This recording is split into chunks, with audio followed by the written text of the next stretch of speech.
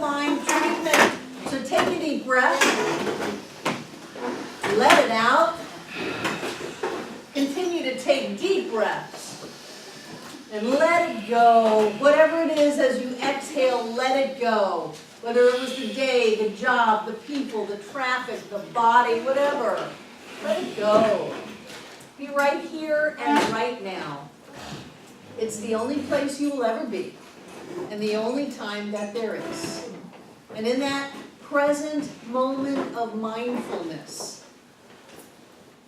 we begin with the first step, recognizing the presence of the divine all around us, connecting us in this universe layer and beyond, in us, as us, is us. There is only one. It is that golden spider web that the indigenous people talk about. It is that unified field that the quantum physicists talk about. It is the oneness of the Eastern religions. It is all that is. And whatever that is, it had to create out of itself to show up in form. So we move to the second step, which is that we must be a manifestation of that oneness. We must be a point in the spider web, an individualized part of the oneness. We must be all of the unified field. Even if we can't understand it with our intellect, it is what we are. And so we take a moment and we just breathe into this idea that we are greater than we know. We have a body, but we are more than our body. We have emotions, but we're more than our emotions. We have thoughts, but we're more than our thoughts. We have experiences, but we are more than our experiences. We are greater than we know. We are all that is. And as we open up to that infinite possibility that is us, we move into the third step and focus that cosmic awareness. And we know that since whatever God is, we are, and that God is abundance and health and joy and life and wholeness, then we claim for ourselves, we affirm for ourselves right here and right now that each of us is abundant. Each of us is life in form. Each of us is love. Each of us is joy. Each of us is wholeness. We know that this is the absolute truth of us. No matter what the circumstances are, it cannot change the nature of us. And so we transcend circumstance and claim by affirming that which is rightfully ours. More than enough money, physical bodies of vibrant health, relationships that are honest and intimate and filled with love, success of all kinds. We claim it because it is the truth of us.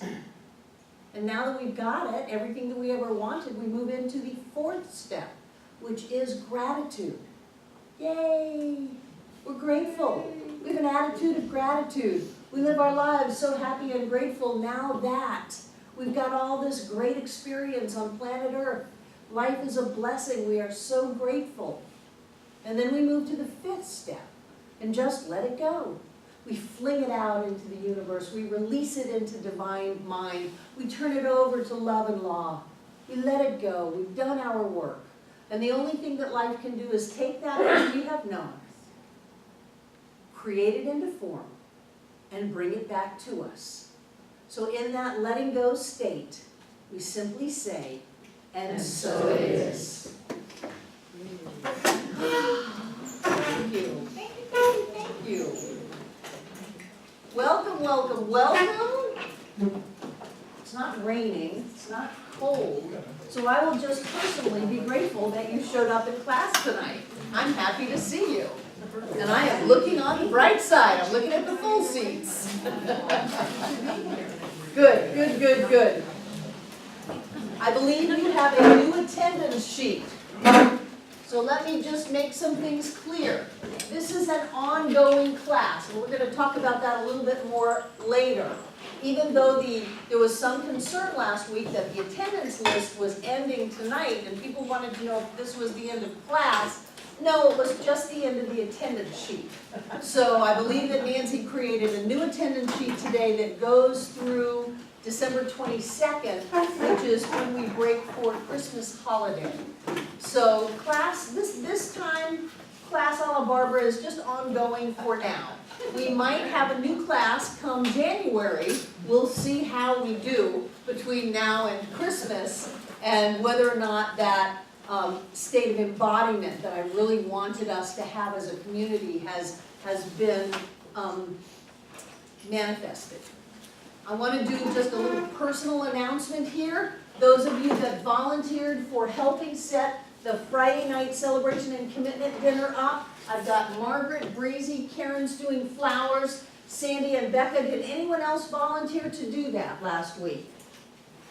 No. Those of you who are looking at me quizzically, once a year we have a celebration and commitment dinner. We do it in the sanctuary, we empty out the sanctuary, we turn it into a banquet hall. It's gorgeous. Food is in here, we hire help. We have a wonderful experience where we can thank you for your support during 2014 and give you an opportunity to commit to financially support the center in 2015. We then take all of those commitments and we create a budget, which we present to you who are members. Anyone who's not a member is welcome to come, but those of you who are members, we have our annual membership meeting in the middle of January. So that way we'll be able to figure out, you know, what we can do, how much cool stuff we're planning on in 2015. So this is our way of being fiscally responsible. And I think I talked last week a little bit about the fact that this is a $2 million facility, and you know we're looking at $30,000 a month to keep the doors open and to do the things that we do to support a school and to have activities and groups and all of these cool things. So there are times when we've got to put on our business hats. But the dinner is a lot of fun. The dinner is thank you, and by the way, what are you planning on for 2015? So if you have not yet RSVP'd for that and you would like to, there are RSVP cards on the Welcome Center still, and you're welcome to fill those out tonight. And we've got, right now we've got a little bit over 100 people showing up, so it's going to be a party. John flies in tomorrow, and it's just going to be a really nice time. So that's my bit of news. Those of you who are planning on helping, I've got a board meeting on Wednesday morning so we can meet at noon and get things started. And then Thursday we can meet at 10.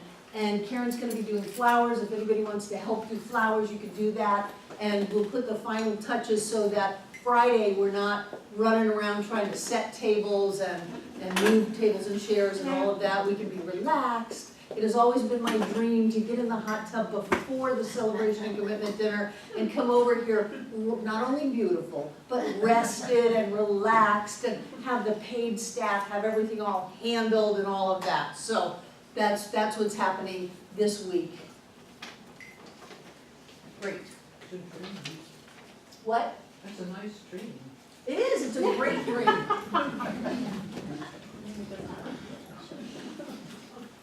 So with this conversation of his Passover, I've had the opportunity to once again look at why I did this.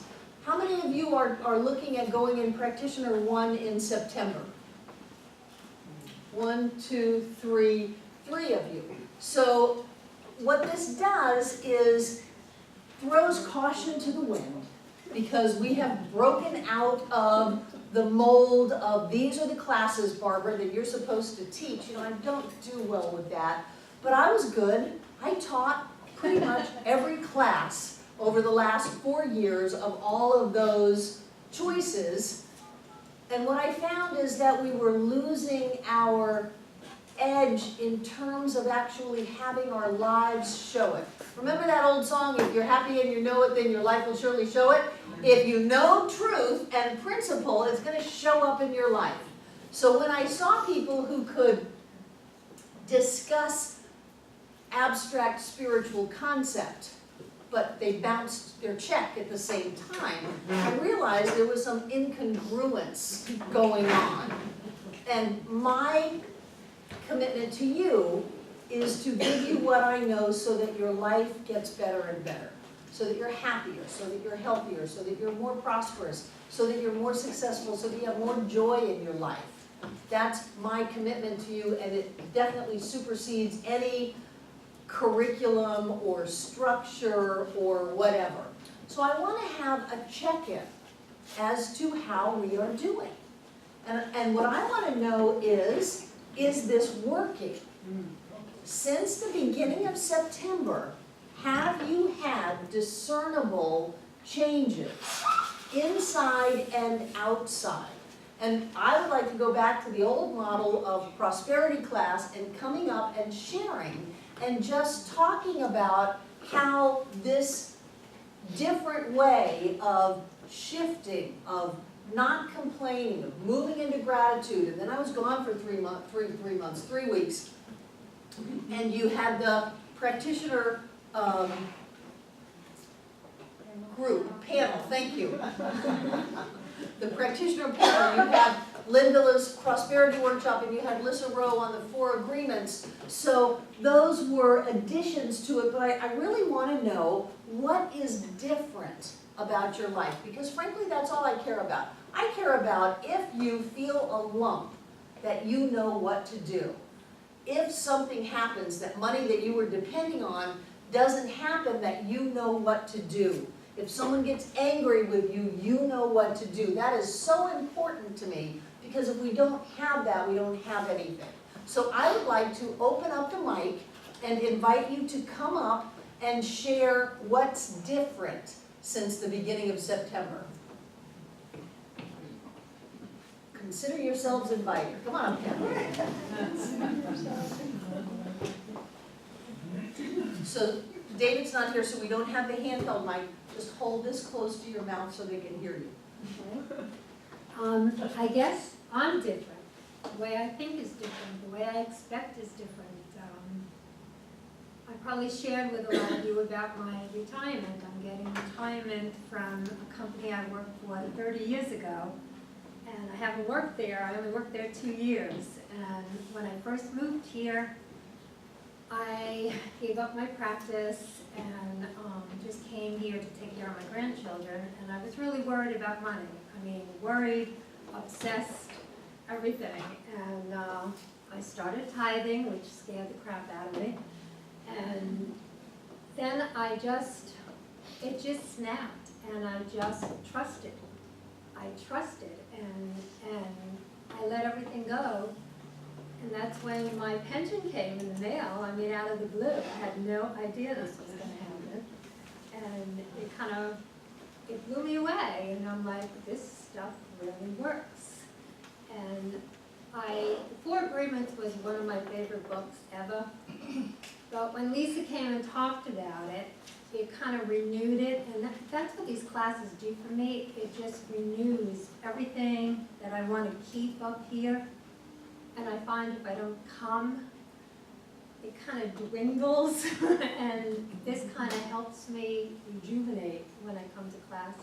But I've changed. I don't worry. And that's huge. I mean, I really don't worry anymore. And that is amazing to me. You know, I don't worry when things happen. And my grandson, we thought got into my pills the other night, and we looked it up and could have died from it, you know, and my daughter was freaking out. And I said, no, he's fine. We're whole, complete, he's fine. And I didn't worry about it. And that really told me something that, you know, I tried to live this, and that's what's different about me. Yay. Come on up.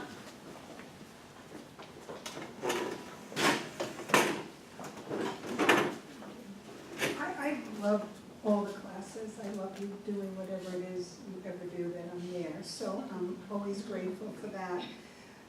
maybe it's a culmination of everything up until now, but I just feel so charged with these classes on different levels.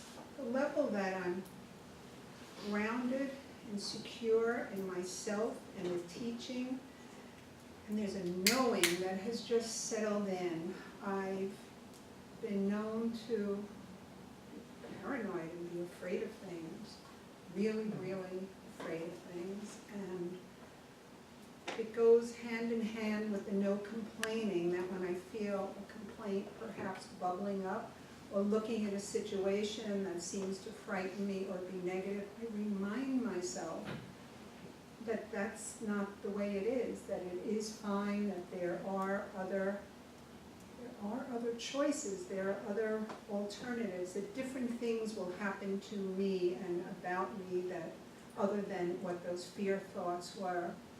And my business has, I've grown a new business since I'm here, that's 3.5 years, but lately it is just buzzing. Some might think it's because of a government decision, and I agree. No, I really think it's because of my confidence in the business, and again, in everything that's happening to me. My expectations are higher, really are. All of this stuff has been in my head and in my mind, but it's reached a place that's so much more solid, that really it is me, it is a part of me. So my expectations are higher, and I expect my expectations to bring in higher results. I just really do. And miracles happen, you know. I say something out loud and things just come to me, and beautiful people are there to deliver them to me. So I love it. I mentioned last week quickly, I just love being here, and I love who we are together. So. Yay. Who else? Come on up, just if you're gonna come, go ahead and come up. Get in line. Get the line.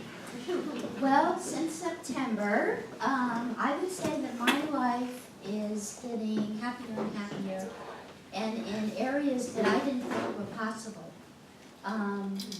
I went down to Florida for my great-granddaughter's birth, and I said, on the way I'm going to stop and see my older brother in Gainesville. Well, we don't get along. I very rarely talk to him. He was not very nice to me when we were growing up, and I've just distanced myself from him. So I decided I was going to work on that relationship. And I decided that no matter what the conversation was when I got there to his house, that I was going to be open, I was going to be available to reconnect with him. And I was going to enjoy it too. I was going to enjoy it. So I did stop by his house. I dropped off some stuff that was my mom's. And to my pleasant surprise, he was very open to talking to me, showing me around his new place, chit-chatting. I mean, we've never done this before. And a lot of it has to do with my believing that there's only one and there's only love. And when you reach out expecting that love back in return, it happens.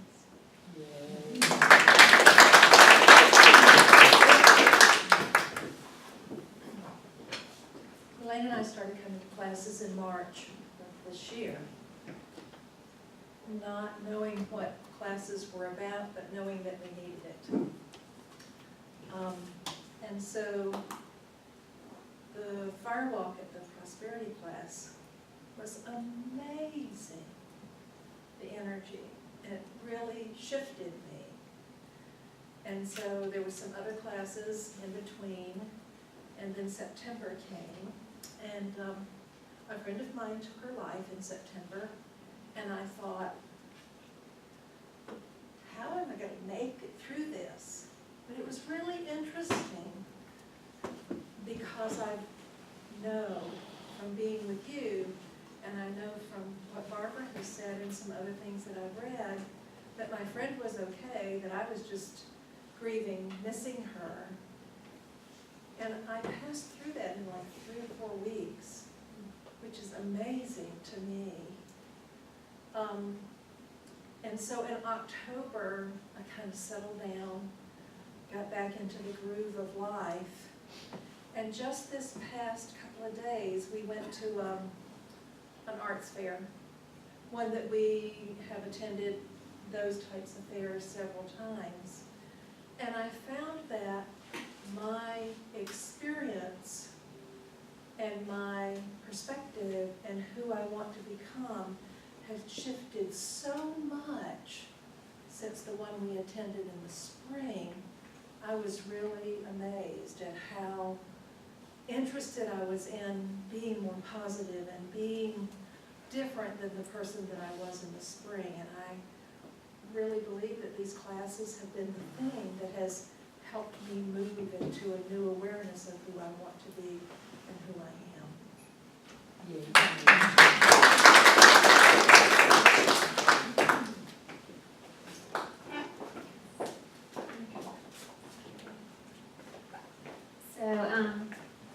Can you hear me? Okay.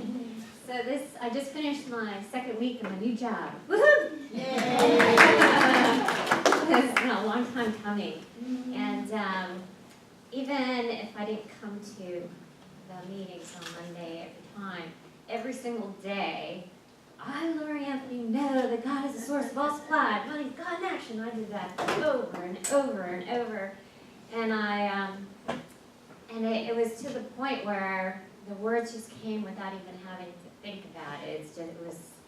And I really think that on some level that it became my subconscious thought because, of that repetition.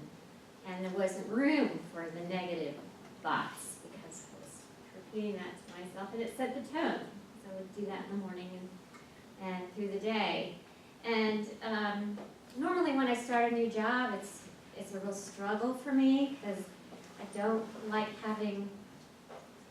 like not being able to be perfect at everything right away. There's a learning curve, and I don't like making mistakes, or I haven't, but I just feel so much more relaxed about it, and I've made plenty of mistakes already, and I just, it's a little bit of working with autistic kids, and a lot of new challenges, and but I'm excited to learn. So I do feel like I'm just much more positive in general, and catching myself when I have those negative thoughts, and I'm really focusing on being happy, just enjoying life, and I believe it's a choice, and I wanna enjoy whatever time I have here.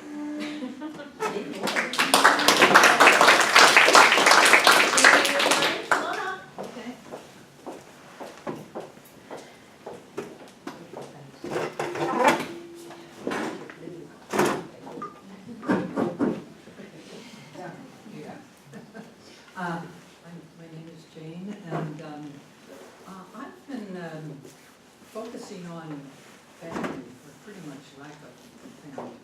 I really don't have any family down here, and every time I meet someone, I always notice they have sons or daughters, or they have people that they grew up with, and and in a pinch they can turn to these people, and it's their family. And I don't feel that I have that kind of a thing. So I used to just be very negative about family, and people would talk about their sons and daughters and all this stuff, and I'd be polite, but I just think, oh yeah, they're taken care of, that's congratulations to them. And I wonder how come I didn't have any family. I actually do have a family, but they're way up in New England, and they, so anyway, and they don't have much to do with me, and I don't want to be a burden to them. So, that's what I'm working on, and I suddenly began to realize that family means you know, friends that understand the way you think.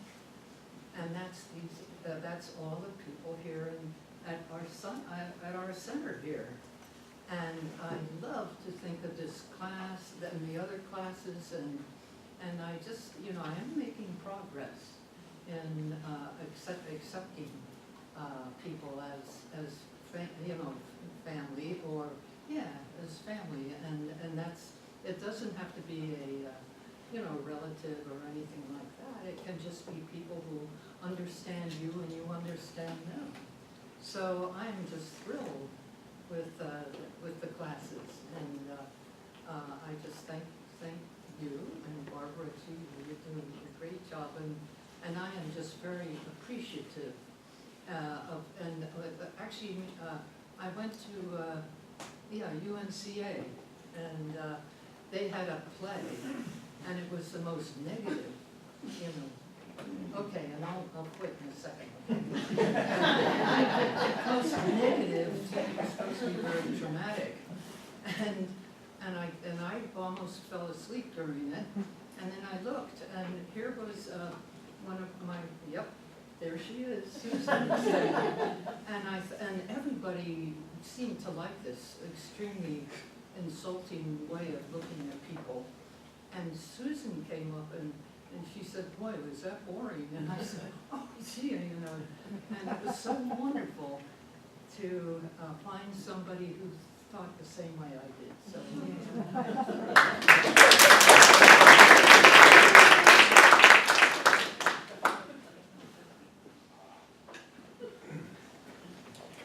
During a prosperity class a couple of years ago, one of my retirement funds was going bankrupt. And by the end of the prosperity classes, they had decided, it had come to be, that it wasn't going to go totally bankrupt, but we would still be receiving 75% of what we thought we were supposed to be getting.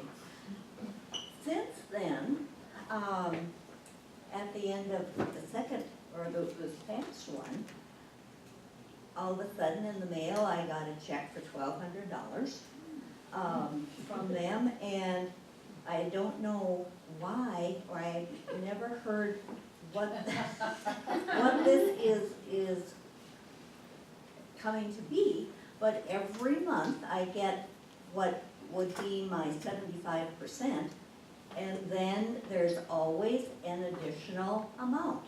So if the fund is prospering, so they're, you know, sharing that with it, I don't know, but it just keeps coming in. So I'm very happy about that. That has worked out really well.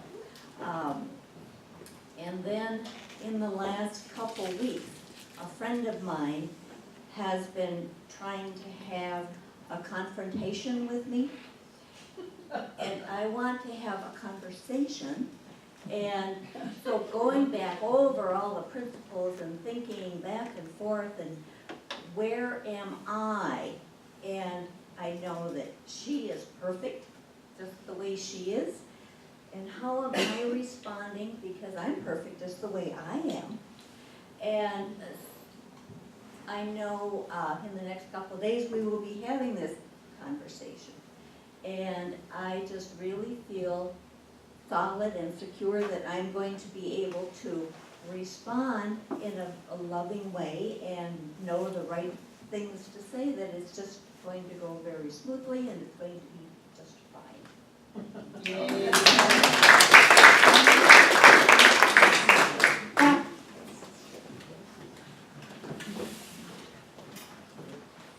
I just wanted to start out by saying how much I love the center and the lessons that I learned here from Barbara and John and from everybody in the class and the center.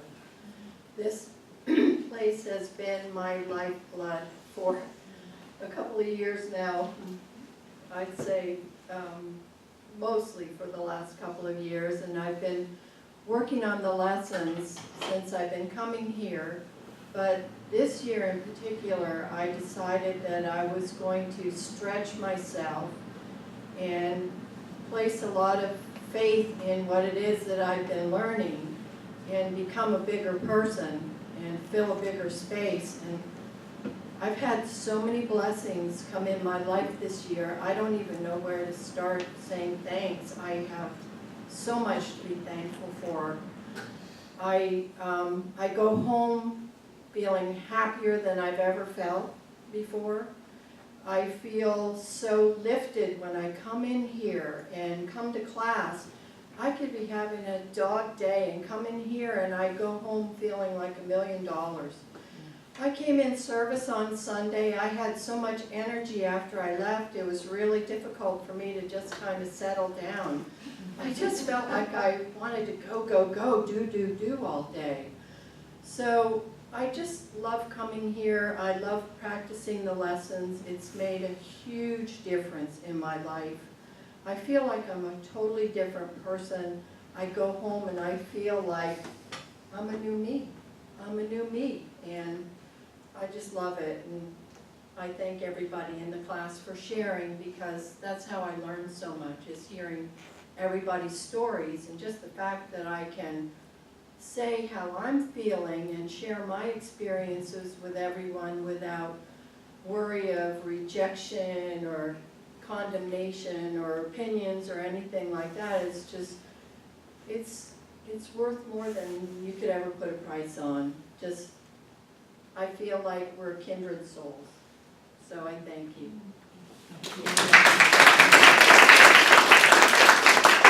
Who else? What's happened to you? September, October, a little bit into November. What's happened to you? How are you different? Rick?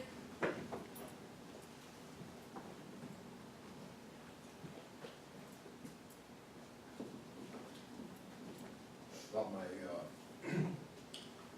wife and I still have, some issues. Like we haven't quite got the financial thing down really good yet.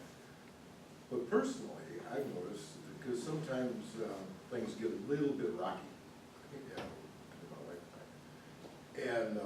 And I really wanted to, I know I am responsible if I'm feeling angry or resentful. I've really worked at this. It's been a difficult thing to realize. But, slowly, like a few days ago, I just had a little personal epiphany, and they've been getting more numerous. I was in the kitchen. It was in the morning. I was making myself oatmeal and having a little breakfast. And my wife was at the computer, and she called me. She said, "Rick, I just put a bagel into toast."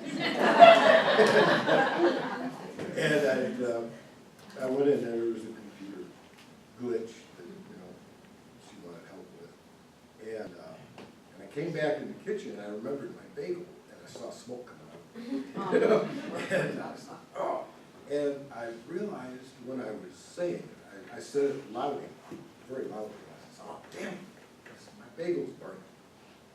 And immediately my wife said, "Oh, I'm sorry." And I said, "No, you don't got anything to feel sorry about." Because I realized it was just, it was like somebody clicked a light, a switch. And I could see that was the reason that I had said it so loudly. I wanted her to feel guilty. Yeah. But instead of, my next recourse was to direct guilt at me for wanting to do that to her. And I said, "No," I said, "I've been blessed here with being able to clearly see this. And I'm not going to take it back on myself by promoting guilt." So I just let it go. I took a deep breath. But I've had numerous little things like that. But it's just, many years ago, I thought, wouldn't it be wonderful if I could be somebody else and watch me, deal with me. know, and as I've really been working with these principals, and these Monday night classes really help. You know, I need to hear this stuff all the time. You know, I need to not just read it in the morning, or you know, I need to consistently remind myself and work with it. Deeply appreciate these classes and Barbara and John's commitment.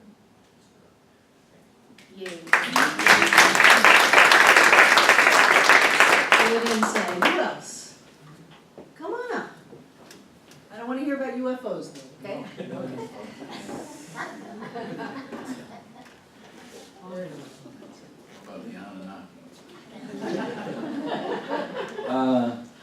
Really, I just wanted to thank you, Barbara, for bringing some new thought into the new thought arena. There you go. Basically, that's it. Glad you're a little bit out of the box. I don't feel so musty.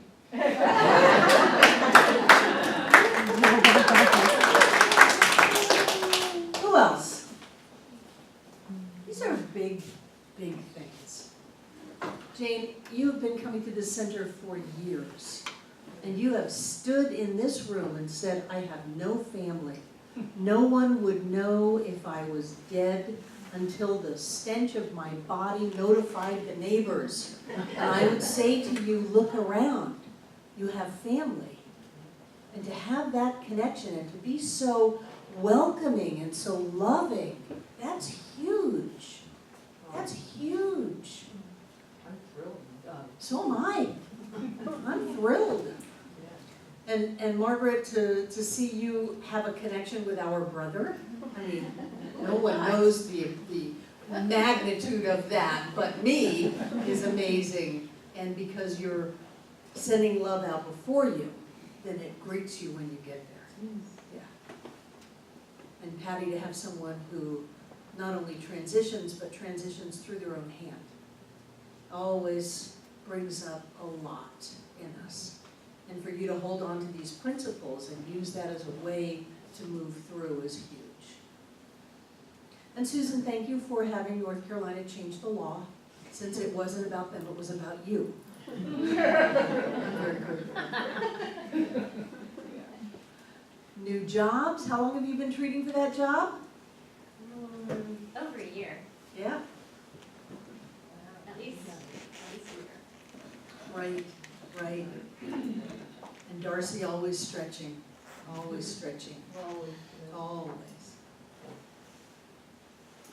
And Kathy, you know, for you to be able to move in with your daughter and take care of your grandchildren puts you in sainthood to begin with.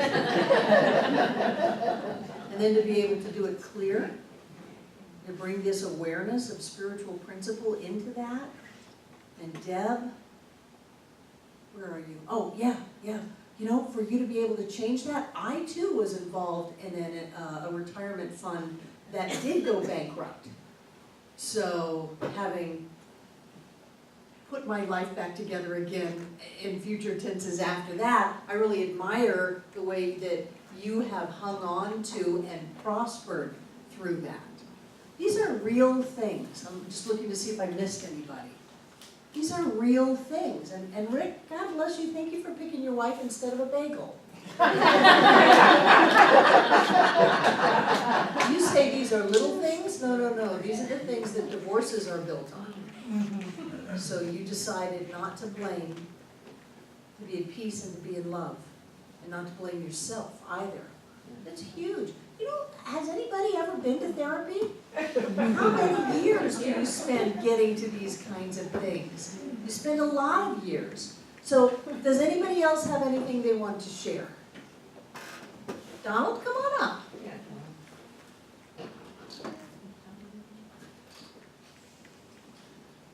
Hello, you all. I guess that's the way you say it down here in the South.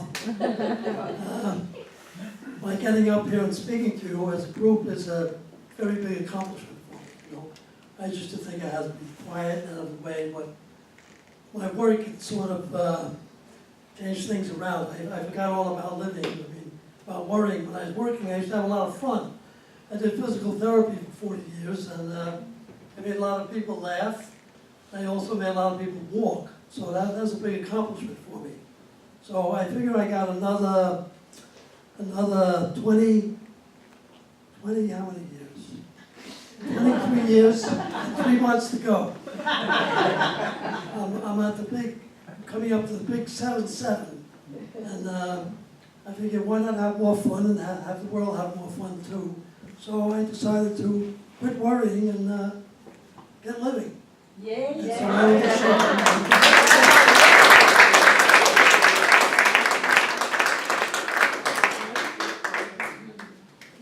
Oh, this is good stuff. You know, the prosperity class is all about money, and that's great. But this is real life. Anybody else? Come on up. If you want to speak, go ahead and come up. Well, it just came. Okay.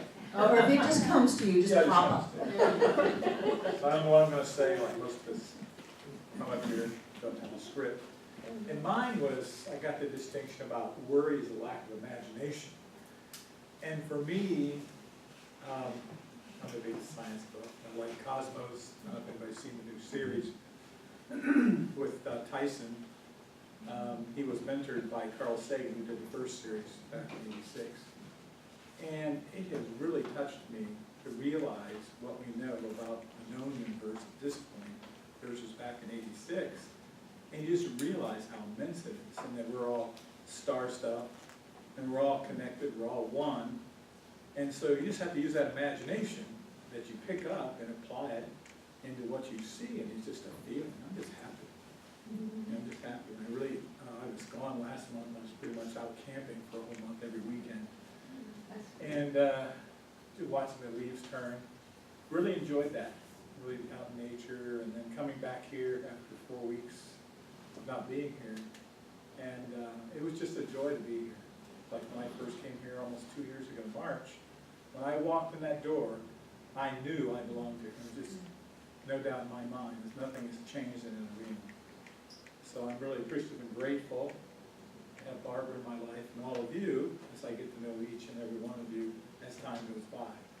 So it's just very joyful. Thank you.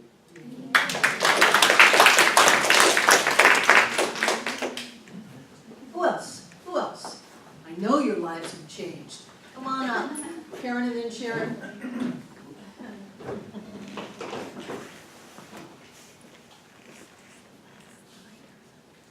It's pretty interesting that you keep saying September, October, November, because that's how long we've been here. So I was gonna sit back and not say anything. This has probably been the biggest transition that I can remember in my whole life, which therefore creates the biggest shift, if you survive it. Since day one of me arriving in Asheville and making the commitment that I want to live here, I've never wavered from it, and it's very unusual. I've traveled a lot. I always traveled going, oh, I'd like to be here, oh, I'd like to be there. And that's gone, it's completely gone. Probably because I have the center to ground me when I start, getting airy-fairy. But my career looks nothing like it did for the last 25 years. And so I eventually just made a decision to just step forward whenever an opportunity presented itself. So today, I did something that is probably a culmination of a lot of years of my creativity. I was very young when I realized I wanted to be an artist, and I had a very short interaction with a father and his child about 2 weeks ago. And he called me and asked me to do private art lessons for his son, because he saw how I interacted with him. And it was only that I can put myself there. I remember when I was that age, 6 years old, very talented child. And it's sort of bringing the circle back together. I think a lot of us go through, and we've been on the planet for 6 decades, there's times when our life gets broken, and unless we can heal it, we get like stuck, like a record stuck in our story or what's going on with our life. As we start to heal through understanding and spirituality, it seems like I can go further back and have a full connection with my life instead of it stopping at the divorce or stopping at my brother's death or stopping at these different places. And the experience today was 1 hour, changed my life. And I feel as though the stepping forward was my recognizing that I've asked for whatever's supposed to happen and give it that energy and don't judge it. So maybe I'm not going to be an interior designer anymore. I really don't know. And that feels good to be okay with that, to know that I'm supported by the universe, along with my willingness to step through the threshold of whatever presents itself. And that's when the worry goes away and the fear goes away, which a lot of us have come and go through our lives. So not only these classes, but there's a small group that meets Sunday morning, handful of us, Jane and a couple here in the room. That's been pretty profound for me as well. The small family nucleus and then the large family nucleus. And I don't know about you, but these people in this room understand me more than my family. Thank you.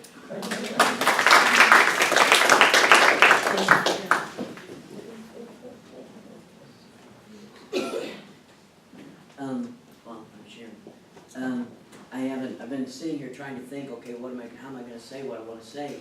But I have a history of explosive temper, and medicine has helped, and so I'm not endangering the world anymore. It runs in our family, we all take the same pill. But anyway, something that, road rage would, that still would bubble up, and being angry at people because why are they so stupid?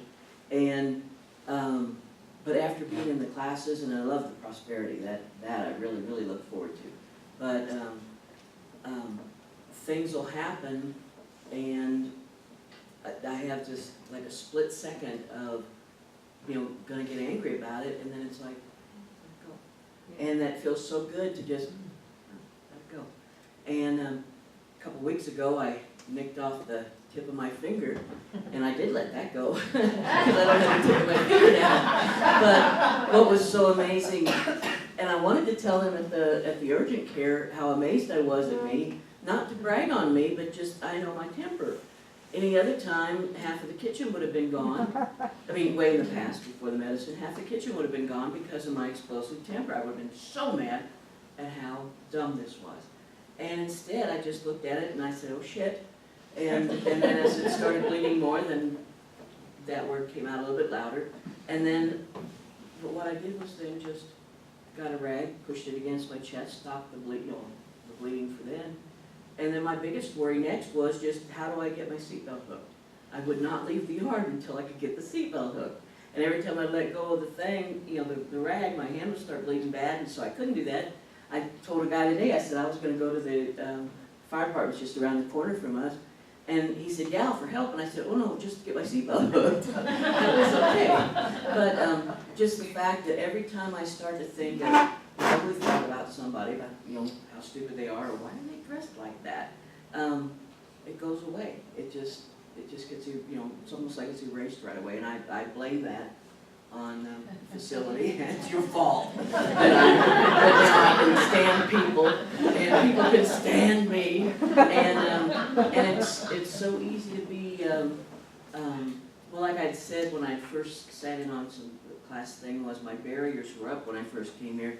And then I just found that the next time I came, they were down by my ankles because everybody made me feel so comfortable. Not that they were going out of their way to make me feel comfortable, I just didn't feel like anyone was looking at me like I was the dork, and nor was I looking at them like they were the dork. So it's helped me a lot with my temper, and I appreciate, the world appreciates it.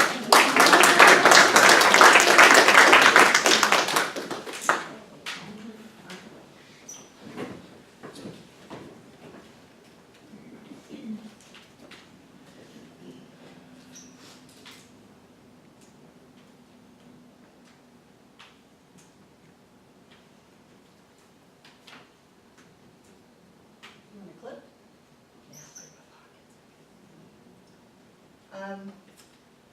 So much has happened since, but she wants September, October, November, we'll go that way.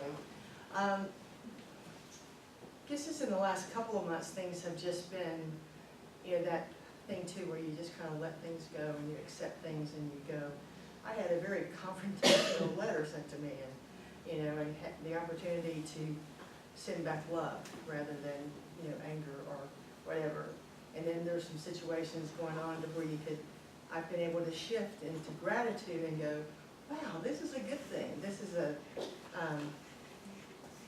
you know, it's for my good that this is happening. So, you know, from the world's perspective, it would look pretty, ugh, but, you know, I've been able to shift it and go, no, this is good. It's for my good.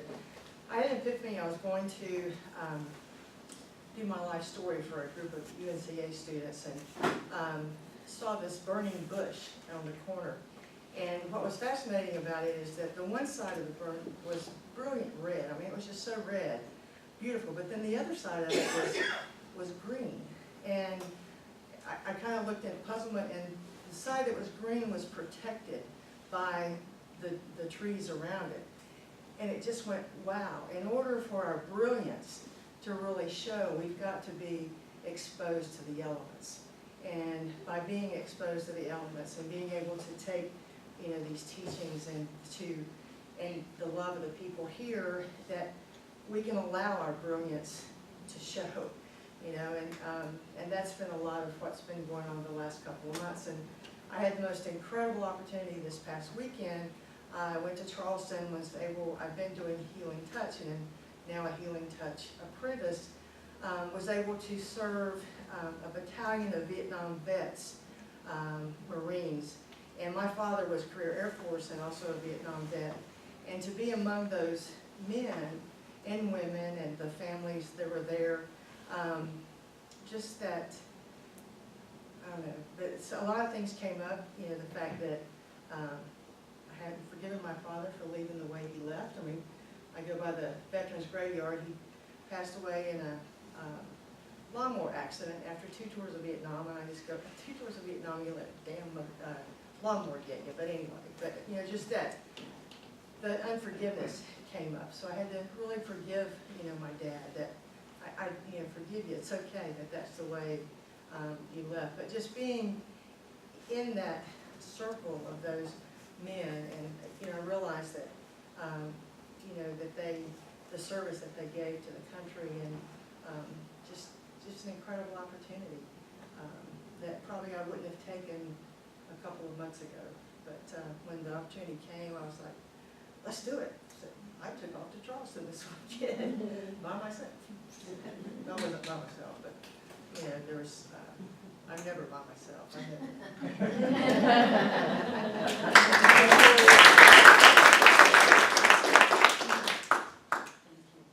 Who else?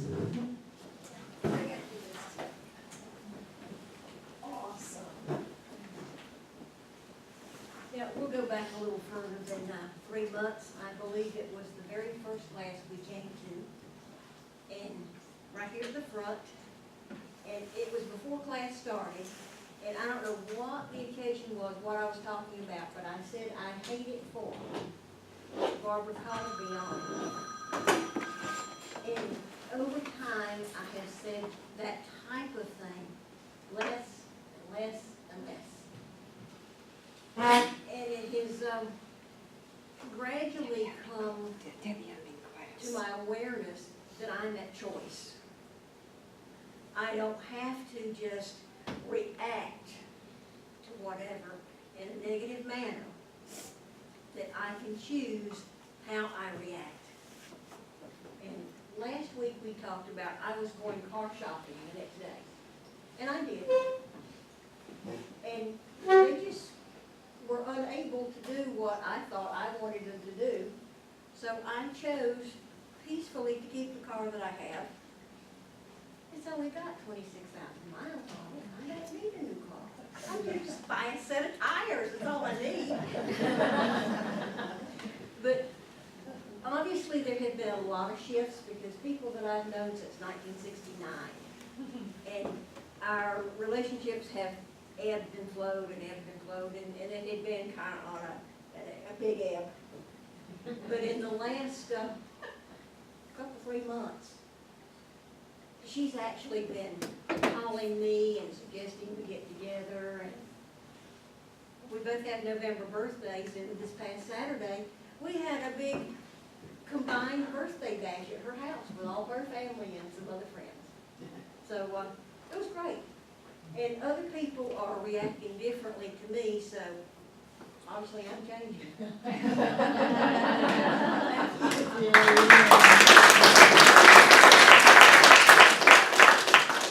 Who else? Come on up. Mariana. Marielle. See, you gotta stay. Not until Barbara pronounces my name correctly. I don't know what to do with this. Just hold that close to your Close mouth. to my. I think the biggest change is to be able to stand up here because public speaking is probably my biggest fear, in speaking in front of more than a group of 3 people. So, all of you, I love with all my heart. Every one of you here, you are all my family, and I truly, truly love you. And I'm so blessed. And it's that blessing and everything that Barbara does and the gratitude that I have in my heart and just the joy that makes the most challenging situations. And I feel like I've been dumped recently with some very challenging situations that I can still feel joy. And I do, and feel the most incredible gratitude. And so much of it is because of this center. And so I'm so grateful for the center. And some of the changes, there have been so many changes, large and small, inside and outside, but some of the biggest changes, I'm just going to share 2 briefly. Cut me off if you need to, because I'm just so excited that I can stand in front of people and not be petrified. And one of the shifts was in just selling the vehicle, and I tried to sell it in July and August, and got a lot of people who were interested. I got people who were ready to buy it the next day, and then something happened, and it happened over and over and over, where people were really excited, and then it would fall through, and I couldn't figure out what was going on. So I took it off the market, and for a little while, and just focused on the practice of gratitude and just, being grateful for just having that vehicle. And then I decided to put it back on the market, and the very first people that came were interested. There was another party. Not only were they interested, but they gave me twice as much as I would have taken, as I expected to get, immediately. And another party came along, and I think that they may have, upped the price even more. So I was truly amazed. That was a major shift after having, just all of these things fall through one after another before that. And the other major shift goes way back, and it has to do with my daughter. And my daughter has distanced herself for many years, probably 8 or 9 years from me. And I've never really known why, but that's been the case. In the last 4 years, she pretty much hasn't communicated at all. But I contacted her, and she was open to connecting. She's in graduate school, and so I went down to Georgia, Atlanta, and met with her, and it was so tremendously, beautifully healing. 8 years, really, of this distancing. that as I said, I didn't know why, and I can't even express in words. Again, I attribute a lot of it just to the principles that, that not just that we've been learning, but practicing in our lives, of peace and joy. And it's been a miracle in so many ways. There have been so many miracles, but for that I'm the greatest, that there's been this, this beautiful reconnection with my daughter, and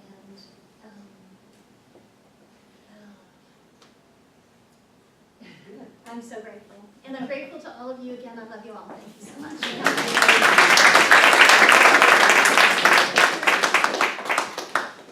Who else? So if you do this, if you practice, if you focus, if you shift, your life will change. And it will change for some in big ways and for some in little ways, but it doesn't really matter because it all creates a changed experience. And so whether or not we do an about face, or whether we just turn a little bit at a time, we're eventually going to have that same experience. So I'm delighted at your sharing. Thank you. Thank you for putting that into the room. And there's great value for everyone in the room to hear from everyone in the room. There's great value for you to hear it from someone other than me, although, hearing it from me is wonderful. but hearing it from each other is more real. It's not just Barbara Waterhouse trying to hype you up.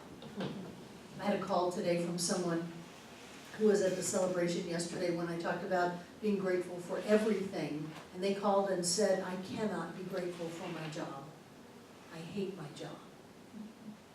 And I thought, well, boy, that's a limited view.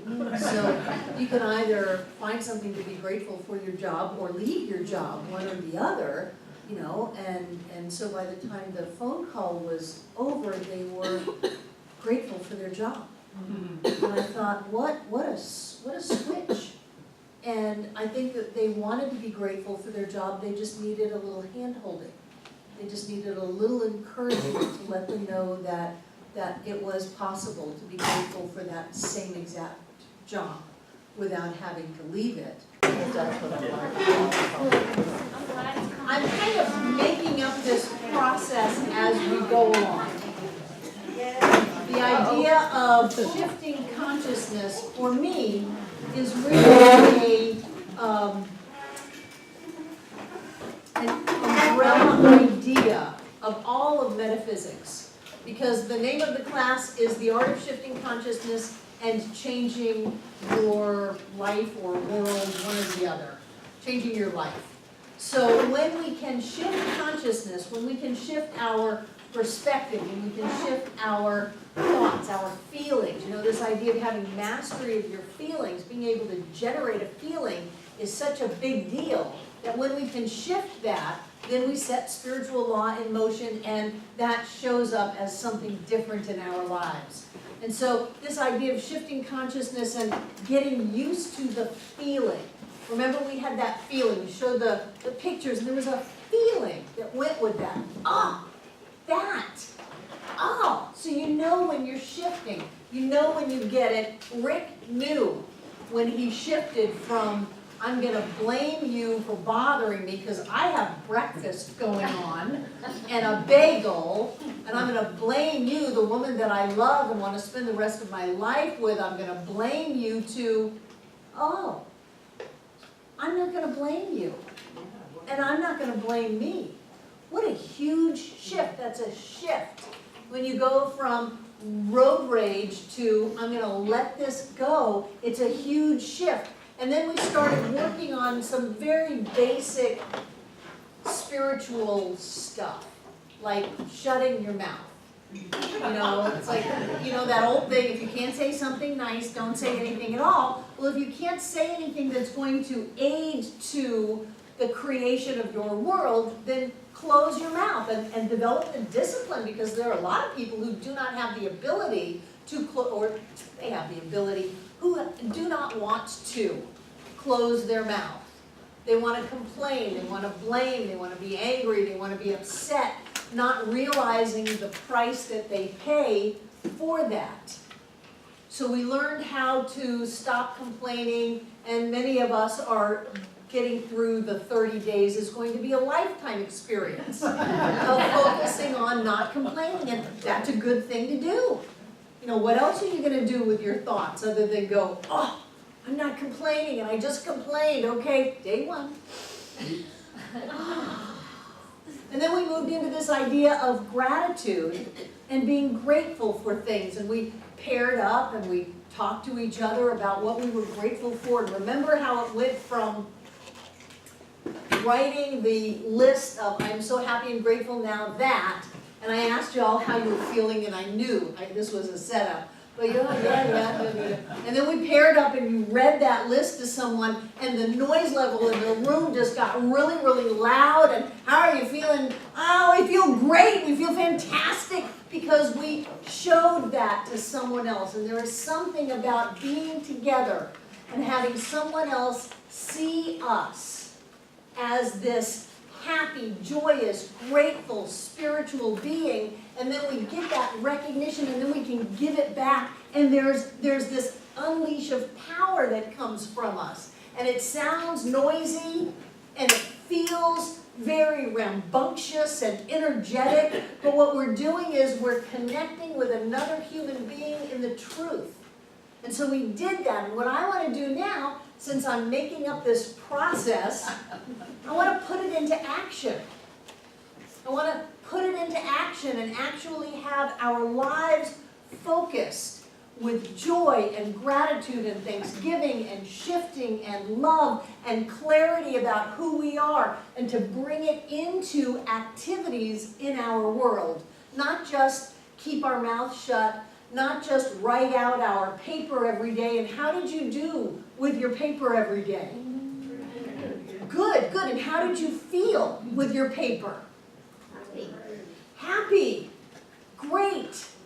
This is, for those of you who were not here last week, this is a simple paper that says on the top, I'm so happy and grateful now that. I got it from Bob Proctor through The Secret, and just a download. You can go to thesecret.com and just download stuff for free. And lines was not complicated. Fill in the lines. Every line gets something that you're happy and grateful about, and do that every day. And because I only gave you one piece of paper, then I said you can use regular paper or notebook paper to do this, but to do it, and I don't even care if you do it on a computer, just focus on what you're happy and grateful for. And what we're doing is we're coming into the shift of consciousness on the inside, and what we want to do is we want to bring it on the outside in our lives. We want to direct spiritual law to demonstrating, to showing up as activities in our lives. And so in this idea that we are spiritual beings setting spiritual law in motion, we want to be able to focus this rambunctious, open, happy, joyous energy towards things. I don't want to get caught up in the thing. I just want us to take that energy and move it into our lives. So if you have, like your car, it wasn't working out to have a car, so you decided to love your car. I've had people who have had cars that need work, and they've loved their cars, and the cars no longer need work, because they get in the car and they talk to the car. Go ahead and be crazy. Talk to the car, tell it how wonderful it is, how much you love it, how well it runs, remind it that it's in alignment with the mechanical laws of the universe. You're the best car ever, you're running great, and the car runs well. So when we take that energy and we put it on people, we put it on circumstances, instead of just writing it on a piece of paper, instead of sharing it with someone safe in class, we actually take it and put it out into our world, then we've got a movement of energy. So up until now, it's been very internal. Shift. Shift. Show you pictures, just so you can feel how your brain feels when you shift, and you know that feeling. move into the idea of things can work out. We looked at circumstances that at the time seemed awful. You know, pick a divorce, any divorce will do. And then we could look back on that and say, thank God I got fired, I had that divorce, I moved, you know, thank God those things happened so that I could move down the road of my life and have greater experiences. And then we took a circumstance that seemed ominous and awful, and we made up a story about how great everything turned out because of that, to give ourselves an opportunity to shift the way we saw it. You know, we're looking at these internal activities, and then we take that and we put it on something. One of the things that I love to put my energy on is my checkbook. And I do miss the days of when I had a checkbook. I used to have the big business book, even for my personal life, it had to be big, with the 3 checks and the stubs and the spiral notebook thing. And I would take that big checkbook and I would hold it. I'd do a little hands-on healing on it. I would treat, I would love it. I would tell it how full it is, how wonderful it was, how much good it was doing in the world. And I would put that energy on the checkbook, and the checkbook would have more money in it. It would have more money in it, so that when I would move that energy out into the world, things would happen. So we've been working on spiritual mind treatment, and I'm quite sure that everyone in the room is doing spiritual mind treatment work every day, right? Good. There's a phrase in metaphysics that says, treat and move your feet. Meaning that we're not just going to sit on the couch and wait for the perfect and right spouse, the new car, the business, whatever, to drop in our lap, but we're going to open up our eyes and open up our intuition and see what is ours to do. And it may not be that we go out and get 3 jobs washing dishes. It may be that we have some kind of guidance that we call some person and start something in motion, but there's an activity that goes on with this. So what I want to look at is how we can generate, because we're looking at generating emotion, generating thought, generating an intention, and then we can put it on somebody. We can put it on something. We can put it on a place. It's often good to put it on the place before you get there. Remember how we talked about taking your energy and having it go out before you. Some people talk about how you walk into the center on a Sunday morning and you just knew. So I've had people fall to their knees in the doorway sobbing because of the energy when they come in this room or when they come in this building. Sunday morning, things that you don't know is that the area, the physicality of this center is manipulated in that we clean it, we smudge it, we pray all over it, we bless it, we ring tingsas, we do things that will set an energy and an intention in the building. In the building, nobody's allowed to get angry.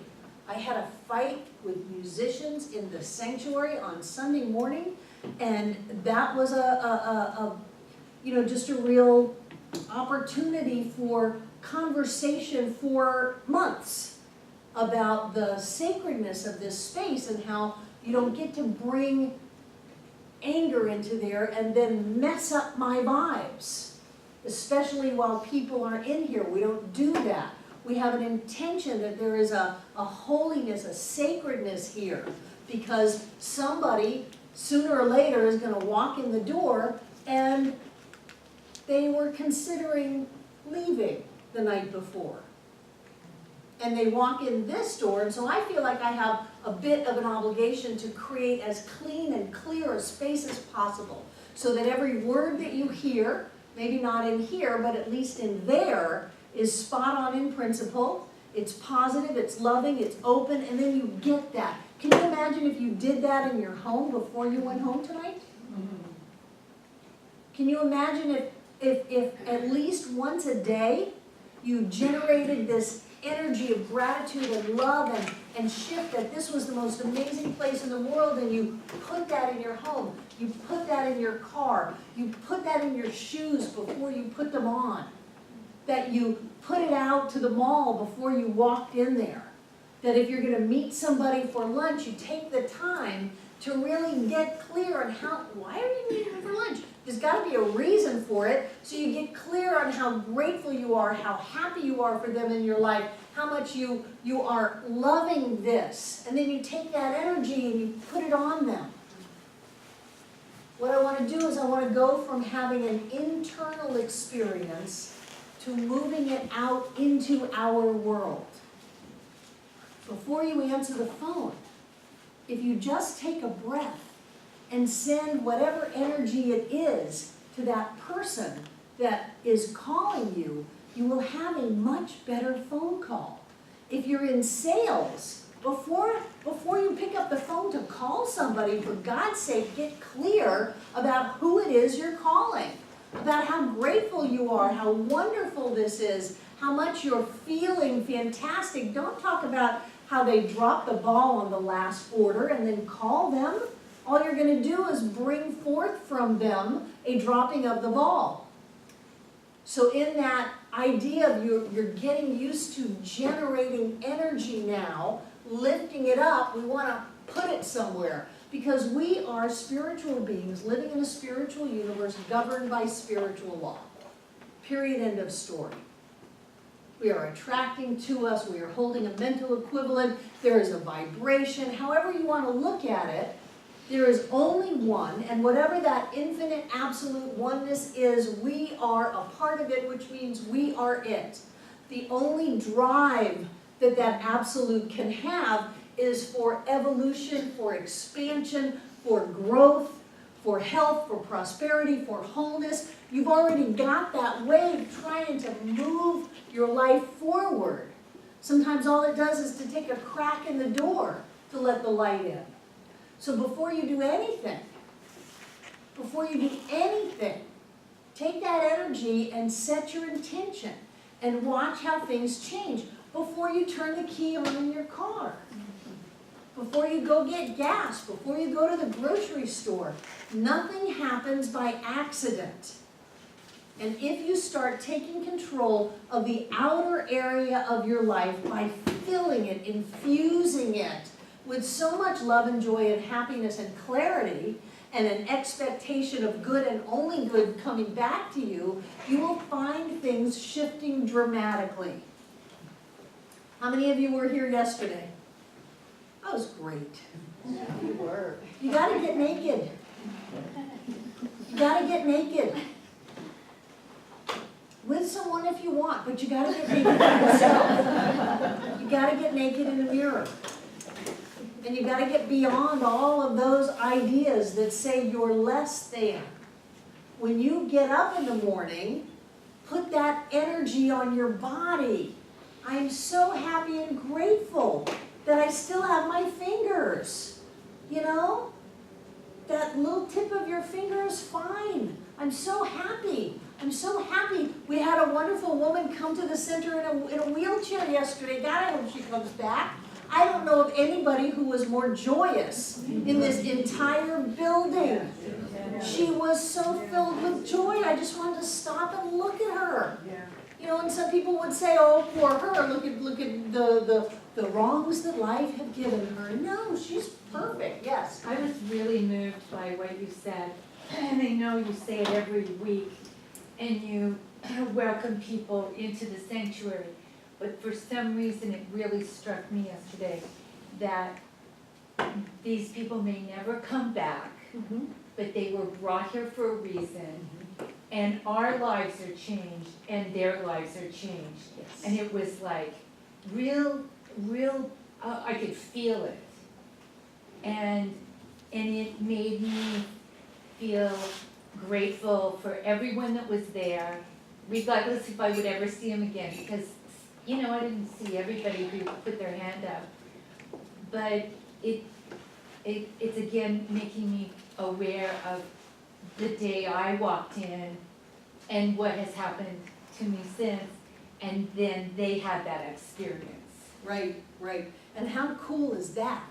It's That you pretty get to be a cool. part of that. It's pretty cool. You know, there are people who live their entire lives and they never get to have a connection with people. They think that a relationship is all about tit for tat and complaining and negotiating and bargaining, and they never get to sit in a room with people and be real and be touched and realize that we are here by divine appointment and that our lives have changed because of this moment.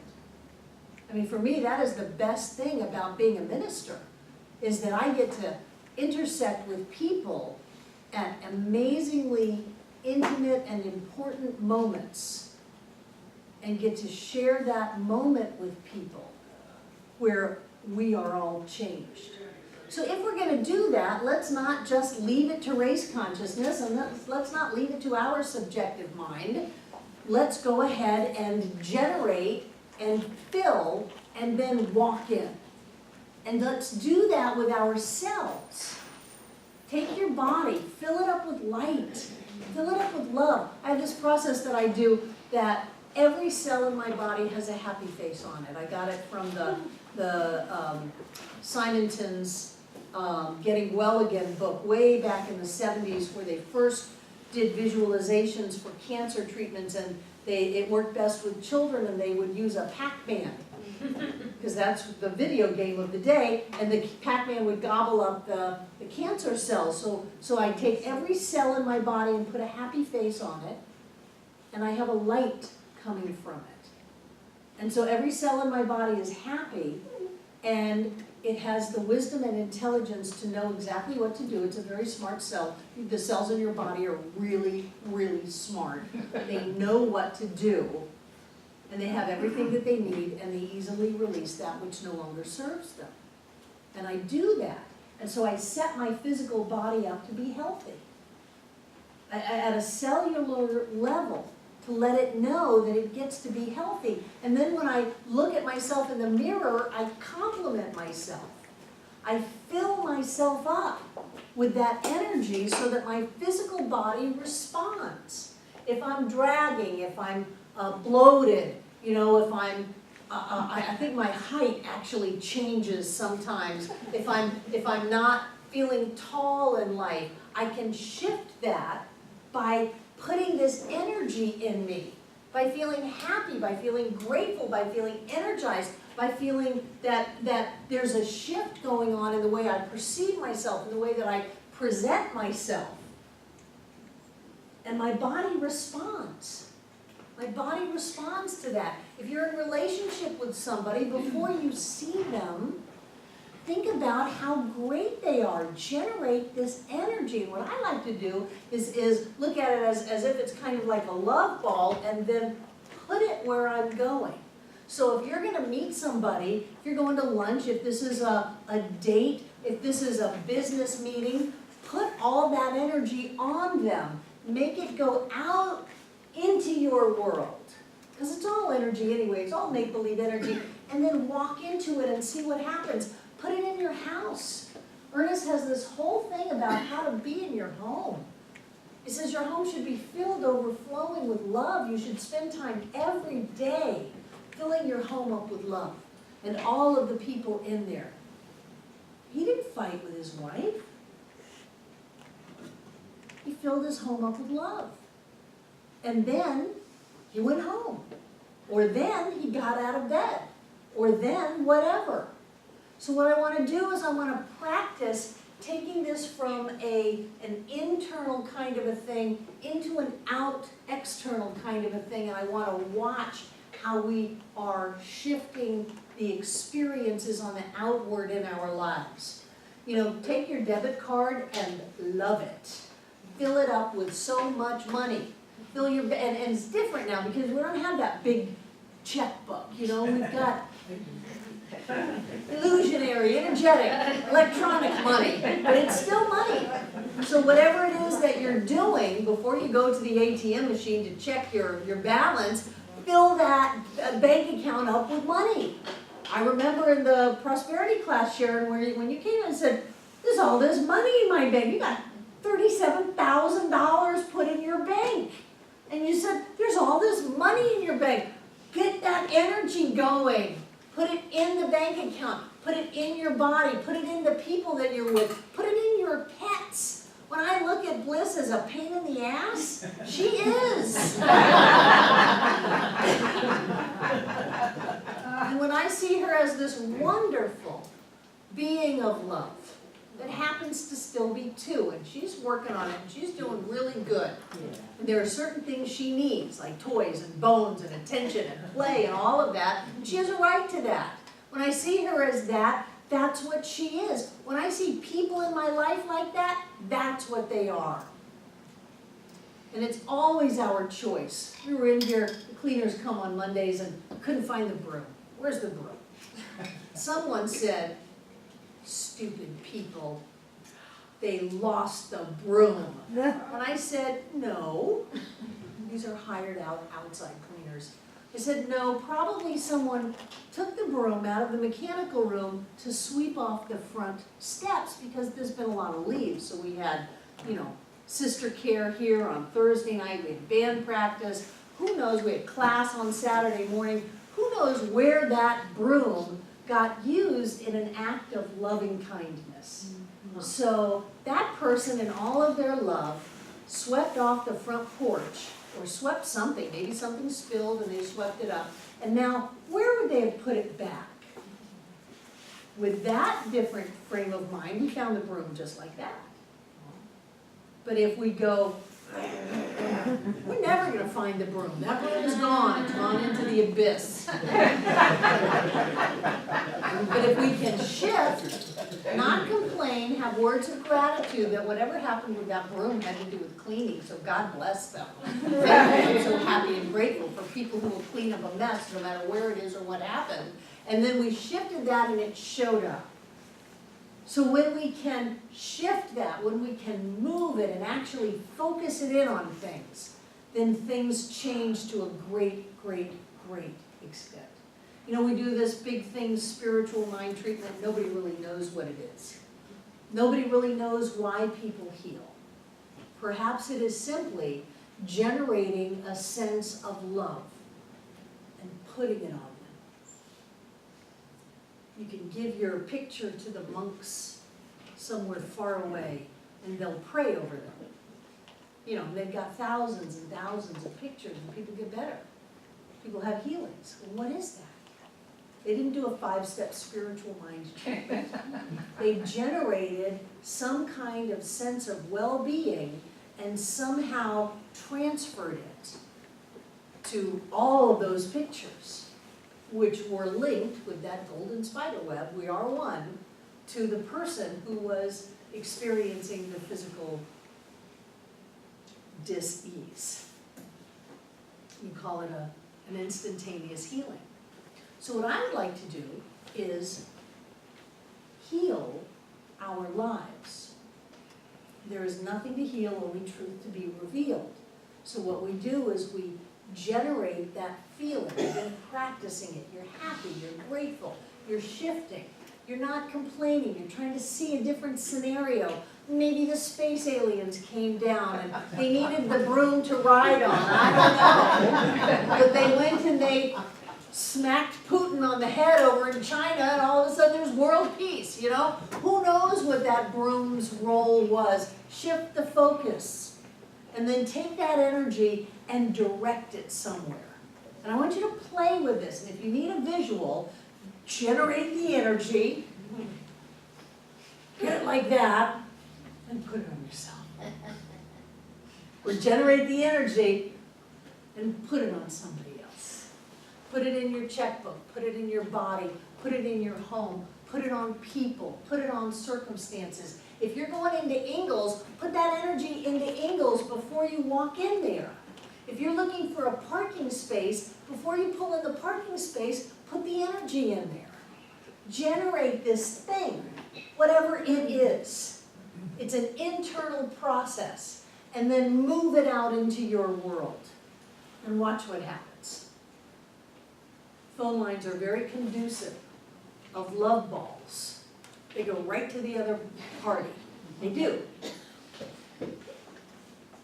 So before you speak to anyone, before you answer the phone, before you do anything. If you're gonna cook a meal, cook it in love. I remember in my ashram days, you couldn't cook without chanting. You had to chant while you cooked. And that was going into the food. So there is this idea that says, well, you know, you can't take energy from here and put it in there. Yes, you can. Yes, you can, and it's all through intention.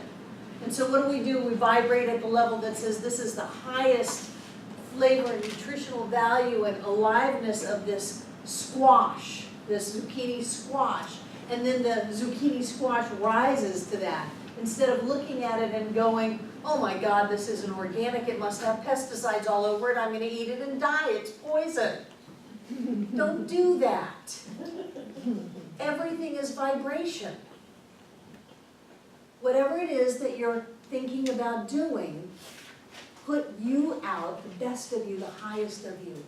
Put you out into that and then meet it. It's not just haphazard, do it intentionally. Do it with focus, do it with clarity. Every time you turn on your computer, fill your computer up with this energy, this light, this love, this intelligence. Put a happy face on it. Do it like the cells. Put a happy face on it, have light coming out of it. There's a wisdom and an intelligence in this computer that knows exactly what to do. It's got everything that it needs, and it easily releases any spyware or malware that it no longer needs. Do that, and then watch how things shift.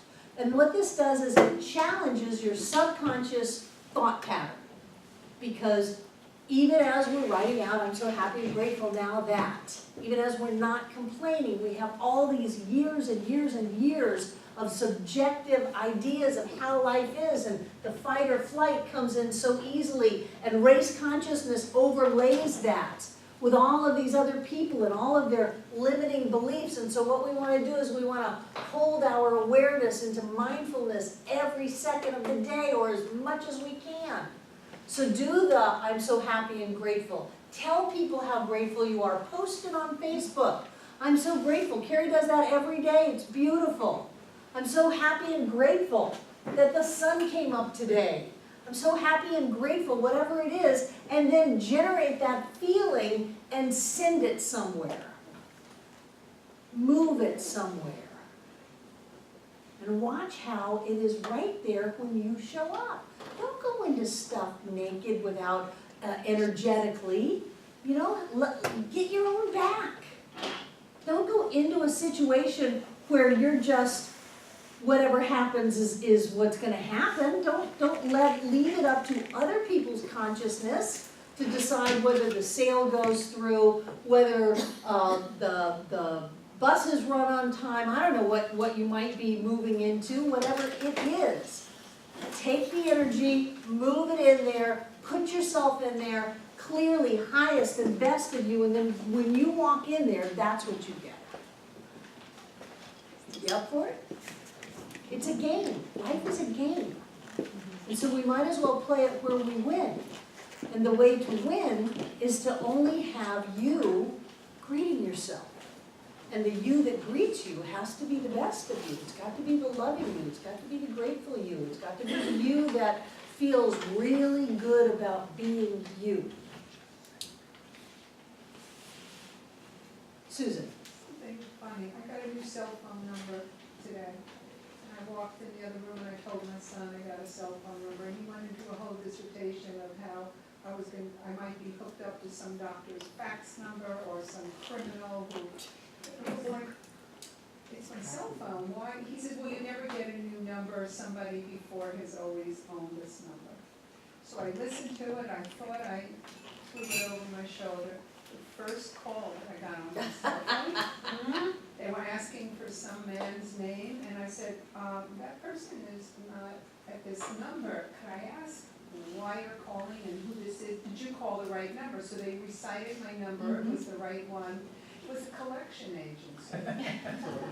And I said, oh no. I said, no, this won't happen, this can't be happening. And the man was so nice, and he said, I'm gonna put you on, I'm gonna put this number on the do not call list, and I'm going to also put an additional, this is a wrong number. And he said, because we have had 10 calls to this number with no answer. And then I got the number and I called. I had to laugh and he laughed with me, but I don't want any more of those. And so somehow that was either a coincidence or my son's energy. Well, it's raised consciousness. Really? That it, you know, it's Murphy's Law. If something bad can go wrong, it will go wrong. And we are resisting that and rising up out of that. And anybody who thinks that it's just a piece of cake to change every thought that you ever think, from stinking thinking negativity of everybody else around you to spirit is all that there is, life is a beautiful expression of love, and everything is fantastic, and health and wholeness and prosperity and joy and happiness, isn't this wonderful? It's a big deal. So when you have that, what you have an opportunity to do is every time your phone rings is to fill it up with that gratitude. I'm so grateful I have this wonderful number in this phone. And I'm so grateful for this phone call that's for me. But to do that insists that you stop your automatic reaction of ring, answer. I'm just a puppet, I'm just a reactive force to, you know, whatever my stimulus is. It forces you to stop and to do something different. And that's what I want us to start practicing. Or even when it rings, not for me to go into, oh, I hope this isn't another crazy collection. Right, because then what you're putting out into universal law is, this is another crazy collection call. Right.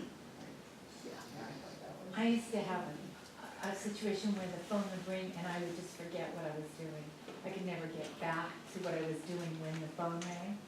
So I just stopped answering it right then. The phone number's on there, I can call them in 3 minutes. So driving, I don't answer it at all. And it changed that whole taking the brain consciousness completely out of what I was doing. It's like Pavlov's dog. You hear the phone ring and then you just like have to get it. Right. You don't have to get it. You don't have to answer the phone. I know, it's a concept that it took a long time to really put into my head. No, Right. I do not have to drop everything, get my eyes away from the traffic and answer that phone. I don't. And it's extremely empowering. It is. It's very empowering, and it brings a lot of self-awareness for you. So not only is it all the cool things that are going to happen when you generate all of this energy of love and gratitude and intention and expectation that great things are happening, and you put that into that experience, not only is it going to create wonderful things, but it's going to force you to change your patterns. It's going to force you to stop being reactive. It's going to force you to think about what's happening here. What's happening here? It's a great phrase. What's happening here? What's going on? What am I doing? What just happened? To be able to think about that elevates your consciousness and your awareness and gives you so much more choice. So this is a tool for you to learn how to stop and think. Generate the energy. Put it where you want it to be. Put it everywhere. If you pick up a book, don't just leave it up to whether or not the book is good or not. What a waste of time. Think about all the best books you've ever read. Put that energy in there and open it up and read a fantastic book. Because it could just as easily be an awful book. What's the difference between somebody who reads one book and they think it's the best thing they've ever read, and somebody else who reads the same book and they think it's awful? It's the same book, it's two different people. Which person do you want to be? Do you want to be the person that buys a book and, well, some of them are good and some of them are not good? Then that's what you're going to get, the law of averages. Or are you going to be the person who says, this is a fantastic book, I can feel it, I know it, I bought it for a reason, I picked it up for a reason, this has got to be my book and this is going to be a great book. And then you open it up and it's a great book. This is life. What about your partner? You do the same thing with them. What about your job or your kids or your parents or your brother? You did that. You set love out before you, and he didn't stand a chance. He is Mr. Love Resistance. So that's what you got. You got you when you went there. So think about it, I want you to play with it, I want you to start shifting things in your world. Generating the energy, moving it and shifting it. And this is the beginning of a series of things that we're gonna do. Does it make sense? Are you up for it? And truly, life is a game. Life is a game, and when you get that you're just playing the game and moving the pieces and setting things up, then it's not life is a game, so don't worry about losing. That's not it. Life is a game and you get to win. Life is a game and you get to win. But when you think that it's all so very, very real and that you have to react, and then you let down your happy, clear, grateful energy, then old subjective mind comes in, race consciousness comes in, and before you know it, things fall apart. And you don't want to do that. You want to build on this and watch the shift. You've made great progress in this class. I'm very proud of this class. And the purpose of this class is for you to have your lives shift. And that is absolutely every bit as much as you feel different about who you are. If we simply teach metaphysics and nobody's life changes, then we've wasted our time. And I tell you, there are places where that happens. And it is my firm intention to insist that your life change in recognizable ways. Recognizable to you, because you're the most important person. Okay? So happy and grateful now that we're here instead of there. Yeah, really. The power that you wield is amazing. I think if we actually had a sense of what we were doing, you know, the lightsabers that we're walking around with our eyes closed, if we had a sense of the futures that we build or tear down, we would get really focused on what we're thinking, what we're feeling, what we're saying, what we're doing. We get hyper alert if we realize that we just built up this fantastic future or we just destroyed this fantastic future. Let's go back to we built up this fantastic future. Okay? Good. Pick out what you're going to get.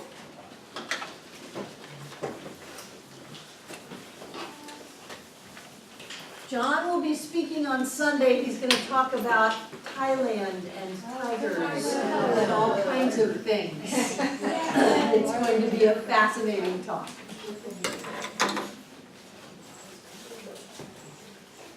No, he got the tigers, I got the monks. He was very clear about that.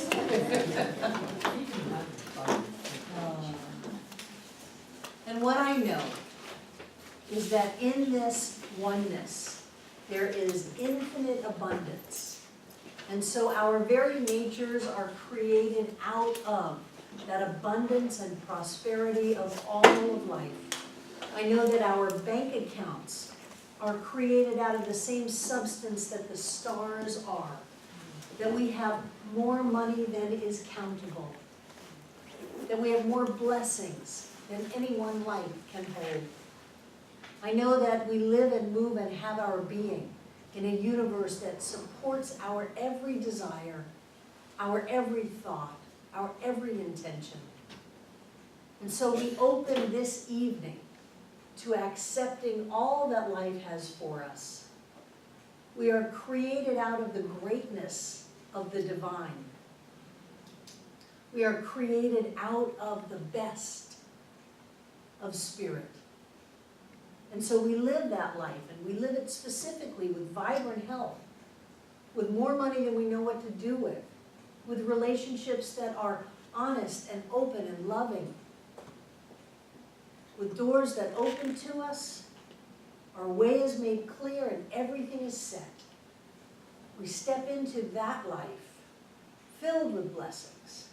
And I know that we give this gift tonight out of the fullness of who we are, knowing that each one of us comes together to make this center all that it was ever meant to be. It is a place of peace, a beacon of light, a tower of strength, and a fountain of wisdom It touches the lives of all who call it home, and so it is.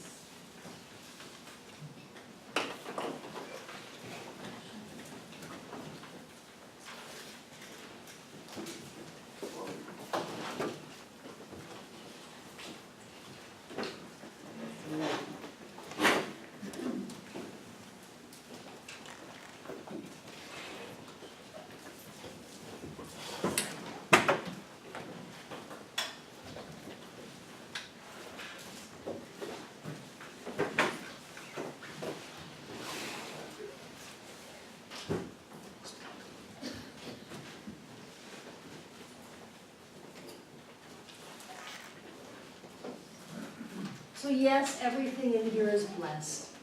And yes, we are blessed. And yes, we live in a universe that continues to bless us over and over and over. So take a moment and just feel that blessing of life. Maybe it comes down on you, maybe it wraps itself around you, maybe it moves through you.